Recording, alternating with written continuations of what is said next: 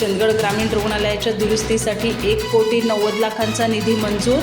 आरोग्यमंत्री प्रकाश आंबेडकर यांच्या हस्ते भूमिपूजन उत्साहात। आमदार शिवाजी पाटील यांच्या पाठपुराव्यामुळे ग्रामीण आरोग्य सेवेला मिळणार बळ। चंदगड तालुक्यातील ग्रामीण आरोग्य सेवेसाठी महत्त्वपूर्ण निर्णय घेत चंदगड ग्रामीण रुग्णालयाच्या दुरुस्तीसाठी 1,90,00,000 रुपयांचा निधी मंजूर करण्यात आला आहे। या विकास कामाचा भूमिपूजन समारंभ महाराष्ट्र राज्याचे आरोग्य आणि कुटुंब कल्याण मंत्री प्रकाश आंबेडकर यांच्या हस्ते उत्साहपूर्ण वातावरणात पार पडला। यावेळी चंदगड विधानसभा मतदारसंघाचे आमदार शिवाजी पाटील तसेच महाराष्ट्र राज्याचे माजी राज्यमंत्री भरभुअण्णा पाटील यांची प्रमुख उपस्थिती होती।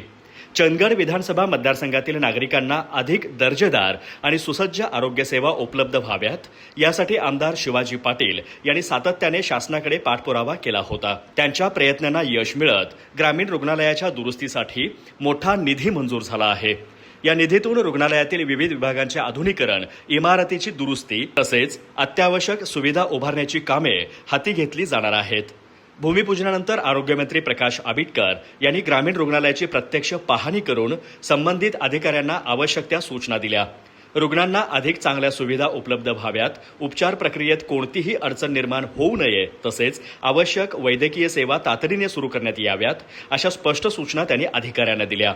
यावेळी बोलताना प्रकाश आंबेडकर म्हणाले, पुढील 6 महिन्यांमध्ये चंदगड विधानसभा मतदारसंघातील नागरिकांना अत्यावश्यक आणि दर्जेदार आरोग्य सुविधा उपलब्ध करून दिल्या जातील। ग्रामीण भागातील नागरिकांना उपचारासाठी अन्यत्र जावं लागू नये यासाठी शासन स्तरावर आवश्यक ती सर्व मदत केली जाईल असं आश्वासनही त्यांनी दिलं।